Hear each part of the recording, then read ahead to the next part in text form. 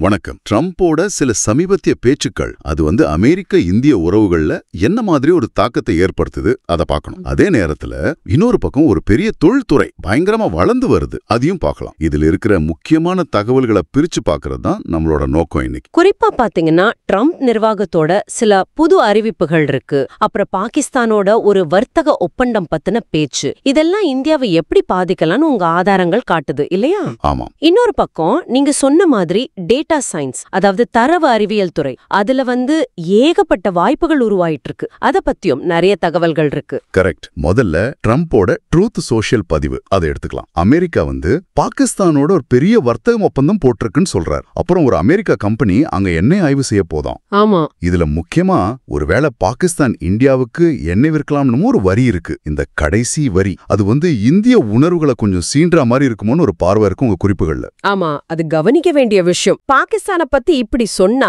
India எப்படி எடுத்துக்கோன்னு அவருக்கு தெரியாம இருக்காது இல்லையா? இந்த பாகிஸ்தான் ஒப்பந்தத்தோட முழு விவரம் அது இன்னும் வெளிவரல. பொதுவா பாருங்க, தென்கொரியா மாதிரி மத்த நாடுகளோட ஒப்பந்தங்கள்ல கட்டண விவரம் மற்ற டீடைல்ஸ் எல்லாம் தெளிவா இருக்கும். ஆனா இதுல அப்படி எதுவுமே இல்ல.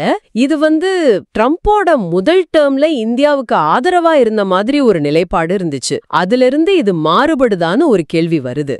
அதாவது இந்தியா பாகிஸ்தான் அணு ஆயுத போர் வராம நான் தடுத்தேன்னு ட்ரம்ப் சொன்னாரு, அதை இந்தியா மறுத்துச்சு. ஆமா, அப்படி யாரும் கூப்பிடலன்னு சொன்னாங்க. ஆமா, அதனால இந்த மாற்றம் இருக்குமோன்னு சில பகுப்பாய்வுகள் சொல்லுது. இதுக்கு நடுவுல ஆகஸ்ட் 1 முதல் இந்தியா மேல 25% கூடுதல் வரி அப்படி ஒரு அச்சுறுத்தலும் இருக்குன்னு உங்க குறிப்புகள்ல இருக்கு. இந்த மாதிரி சூழல்ல எவன் ஃப்ரைட் பாம் மாதிரி அமெரிக்க ஆய்வாளர்கள் இது கிட்டத்தட்ட ஒரு 25 வருஷ உறவு இல்லையா? ரெண்டு நாடுகளும் கஷ்டப்பட்டு கட்டின உறவு, அதை இது பாதிக்குமோன்னு அவங்க கவலைப்படுறதா தெரியுது. ஆமா, ஜார்ஜ் புஷ், ஒபாமா, பைடன், ட்ரம்போட முதல் காலத்துல கூட கொஞ்சம் கொஞ்சமா கட்டின உறவை இது டேமேஜ் பண்ணிடுமோன்னு ஒரு பயம் இருக்கு. சரிதான். ஆனா அதே சமயம் எல்லாத்தையும் மீறி சில நல்ல விஷயங்களும் தொடர்ந்து நடக்குது, அதையும் சொல்லணும். சொல்லுங்க. உதாரணமா ஆப்பிள் நிறுவனம் அவங்களோட முதலீடுகள் தொடருது. அப்புறம் நம்ம நாசா இஸ்ரோ கூட்டு முயற்சி நிசார் செயற்கைக்கோள், இது உலகத்திலே ரொம்ப விலை உயர்ந்த செயற்கைக்கோளாம். பூமி கண்காணிப்புக்கு